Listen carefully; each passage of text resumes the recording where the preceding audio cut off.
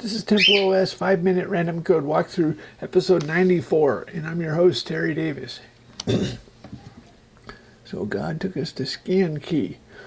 Oh boy, 5-minute random code walkthrough. This is this is nasty. Okay, so I make a distinction between get key and get char. Get char is for an ASCII value. Get key is for a scan code value. It also returns the ASCII. So I put ASCII in CH and scan codes in SC. Now the scan codes are broken down by byte 0 is the code, byte 1 to 3 are the flags, and then byte 4 is the code, and byte 5 to 7 are the flags. What this means is it repeats the, sometimes you want left shift and right shift distinct. Most of the times you want left shift and right shift the same. And so the low byte has them the same. The upper bytes has them distinct. Anyway, so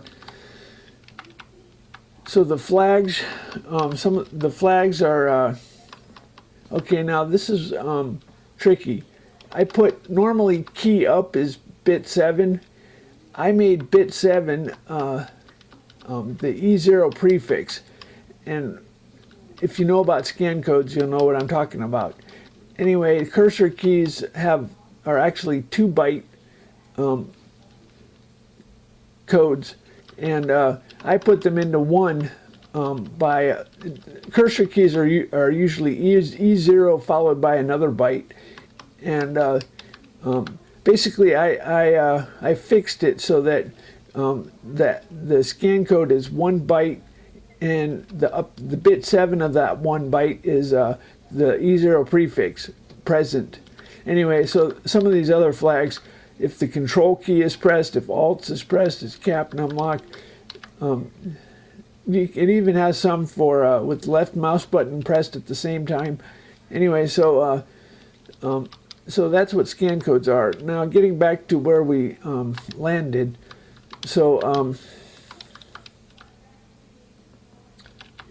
okay, there's actually one more thing. You have keys, you have characters, and you have messages. So a message is either a key down, key up, input pointer move, input, this is mouse move, mouse left, left down, left up, left, right down. Okay, so I only have a limited number of messages. That's where I'm different from Windows. And when you want to ask for messages, hey, that's kind of weird. Oh. Anyway, now I'm really freaking out. Those are bits. Okay, anyway, those are bit values. That's kind of, oh well. Anyway, so let's see.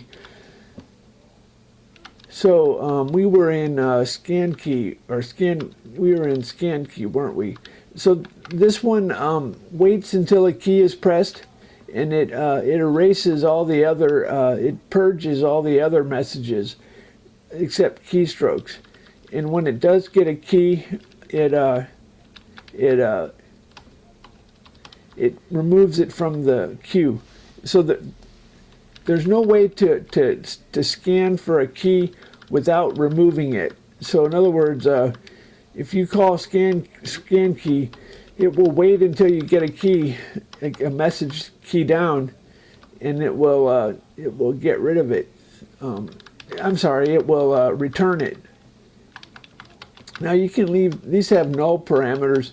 If you, CH is always the ASCII scan code, or SC is always the scan code. And then if you want, you can echo the key as it's pressed. So let's see how we're doing. So that's that. What it has to do is it has to, well, for scan char, it has to wait for, if it's 0, there's no key. If there is a key, then we wait until the up is received.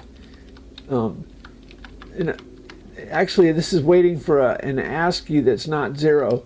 If you press a cursor key, that gives a 0 ASCII value and a scan code. So that's just for your information. So CH is always the ASCII. The Boolean is telling us if we got a key or not. This returns. This doesn't wait for a key. It immediately returns. This one waits until it gets an ASCII, a non-zero ASCII. So this one, scan character will ignore cursor keys. Scan key will return cursor keys. So anyway, you don't have to pass parameters to receive. If you pass null, that will just throw them away. So anyway, so that's that.